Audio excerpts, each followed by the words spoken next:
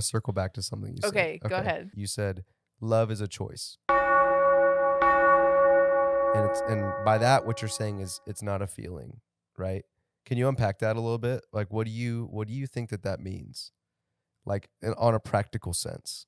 Yeah, I mean, I know, like, I come from a divorced family, and so I think when you come from that background, I know, like, my parents loved each other, were in love with each other for a period of time, but there wasn't a lot of choices to keep their marriage and like keep their family like strong and together. There was a lot of emotion there, Yeah.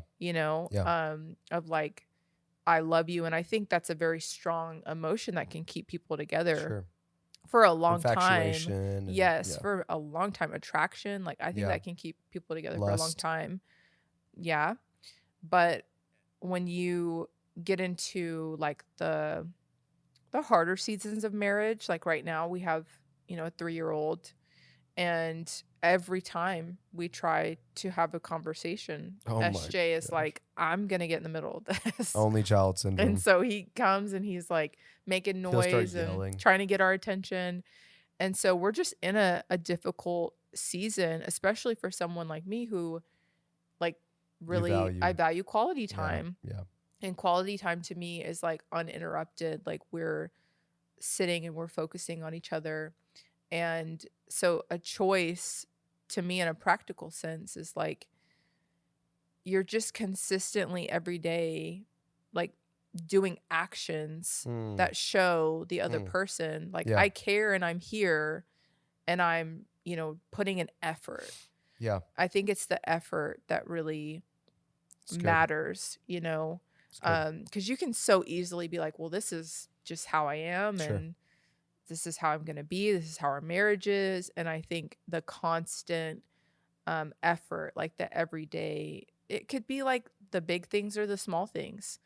For you recently, you told me that you love when I write you like letters. Mm-hmm.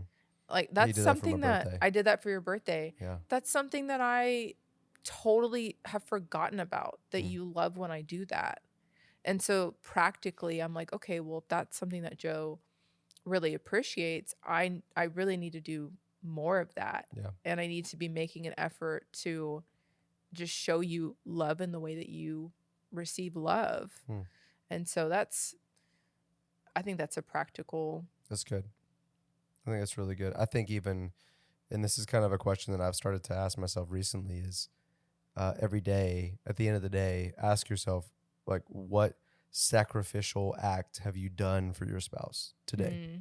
And That's I think good. you're referencing like a daily type rhythm. And I think that that's healthy. And if you haven't done anything, when you ask yourself that question, it's not too late. Like, do something, and if you choose not to, then that's on you. I feel like marriage is almost like every day. It's like investing. You put a coin in the bank, right? You put a coin in your piggy bank or whatever. Every day you do that. Every day you do that. But if you stop doing that, don't complain when your piggy bank has nothing in it. Oh man. Yeah. I'd like for you to elaborate on investing in your marriage. Yeah, real quick before I move on, when you said something a minute ago, it made me think of Jesus and the choice, right? The choice aspect. And I think the ultimate act of love that we've ever seen is Jesus dying on the cross for us. And we see in the Bible that in the Garden of Gethsemane, he didn't want to do it. He asked his Father, God, to remove this cup of wrath from him, but yet he still did it. That was a choice. He didn't feel like doing it, but he chose to. And I think that's just such a beautiful depiction of love being a choice. Yeah. Yeah, investment. I think, man, on that topic, we were talking about this a couple of days ago because we believe in counseling. We believe in marriage counseling. And why would you not invest in your marriage? It's like you're investing in your 401k. You're investing in your Roth IRA, whatever that is, right? Because you believe that there's going to be dividends. You believe there's going to be returns on your investment and it's going to pay out at some point. Well, marriage is the same way. If you believe that your marriage is going to pay out at some point and there's going to be rewards, which there constantly is, then you need to invest in it. That you need to put things into practice in order to strengthen that 401k, that Roth, right? Mm. Because that's what your marriage is. And also, I didn't even think about this until now, but when you invest in a 401k, not only do you benefit from it, but your children do as well. Yeah. And I believe that with marriage too. Like, you invest in your marriage, not only are y'all, reaping the benefits, your kids are too.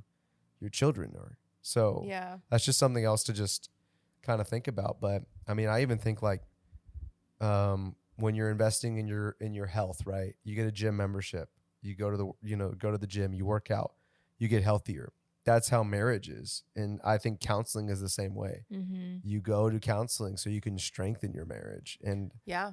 a lot of that is just putting your pride aside, putting your ego, your flesh aside, and saying, for the betterment of our marriage, for the betterment of something that honors God, that we made a covenant before God to honor till death do us part, I need to invest in this and I need to Yeah. make this healthier. Yeah. That's so true. And you said that to me like maybe like a year ago, that terminology of investing in your marriage. And that was such an interesting like concept to me because I'm all about investing. Yeah, you are. I love doing that. I love like looking at stocks, and that's something I just like doing. Yeah. And so when you said that to me, I was like, wait, like what does that actually look like with our marriage? Mm, And like how are we doing that to produce dividends yeah. in our marriage? Right. And I will say, like, for me, my life changed after marriage, like for the Mm, better.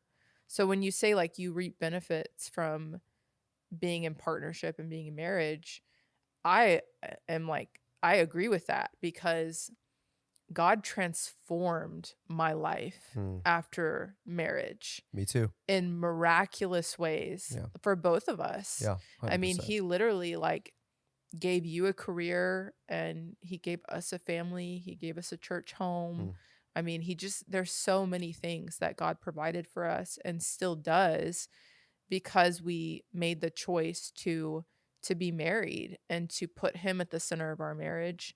And I honestly, for me, because of my background, like I don't think I would have chosen to be married. Mm. Like I when we first, if we're being super honest, like we had the conversation when we were talking about marriage where I was like, I don't even want to be married. I want to just live together. And then if we're happy doing that, then maybe we can get married way later. And you were like, we're not doing that. If we're going to live together, we are going to be married. And so I was like, okay, I'm going to trust you. Mm. And I respect that decision. And so we got married, and ever since then, we've just been on this trajectory of like God providing for us and us having favor. It's been we've had hard seasons in our Yeah, marriage, for sure. very hard seasons, but I have seen God's faithfulness and his goodness in ways that I'm always blown away by. And I do believe it's because we've made the decision to just have him at the center and honor him in what we do in our relationship. And so 100%.